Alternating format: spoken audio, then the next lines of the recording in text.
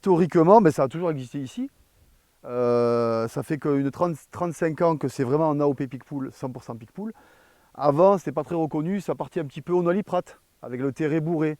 Voilà, c'est des cépages qui partaient un petit peu sur des vermouths.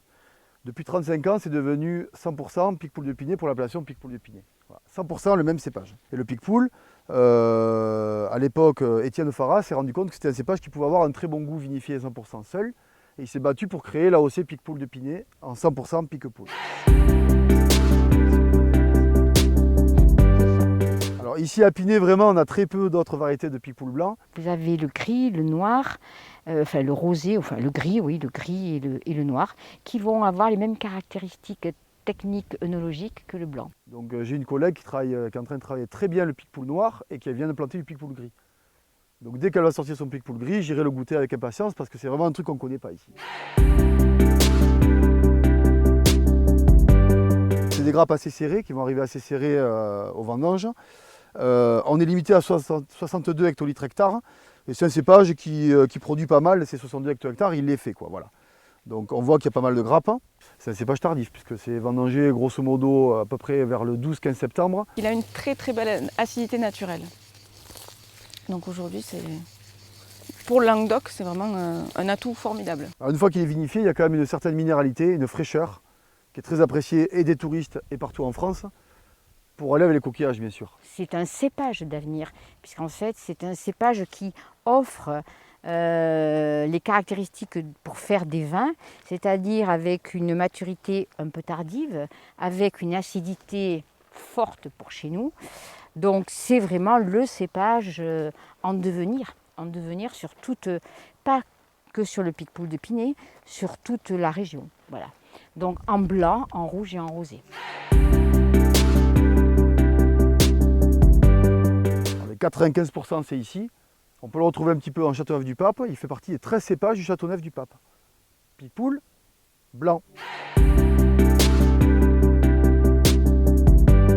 On peut faire 3, 4, 5 Picpoul. Même les centaines de Picpoul qu'on a sur l'appellation sont tous très différents.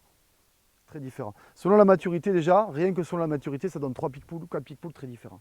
À 5 jours d'intervalle, ça peut donner des trucs très différents.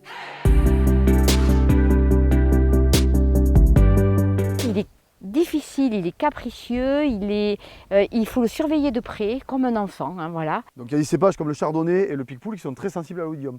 Donc en biologique, tous les 10 jours, il faut traiter avec du soufre et du cuivre pour le mildiou.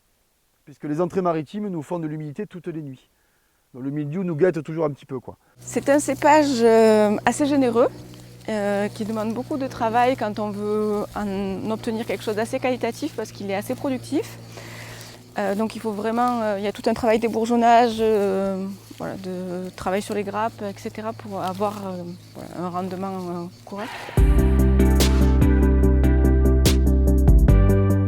Aujourd'hui, il résiste bien à la chaleur et à la sécheresse. C'est un cépage qui demande beaucoup de traitement quand même. C'est vraiment un cépage qui est très adapté à chez nous.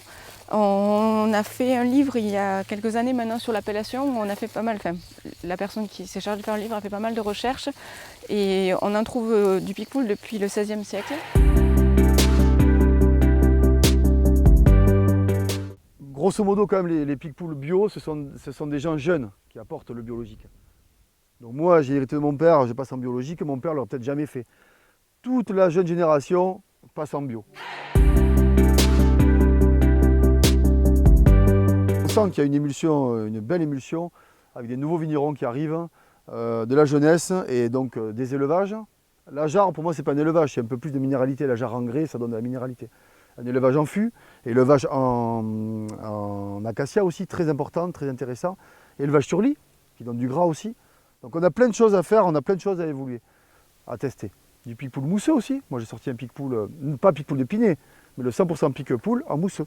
Très intéressant. On peut faire ça avec d'autres cépages. Le problème c'est que ce Picpoul là, le Picpoul générique, pendant des années a été le même un peu Picpoul, travaillait toujours pareil. Et la jeunesse et les jeunes qui sont arrivés veulent travailler différemment et on sort des choses différentes. Et on teste. Dans notre cave, chaque année on teste des petits trucs. Voilà. Des maturités, des élevages, des choses un peu différentes.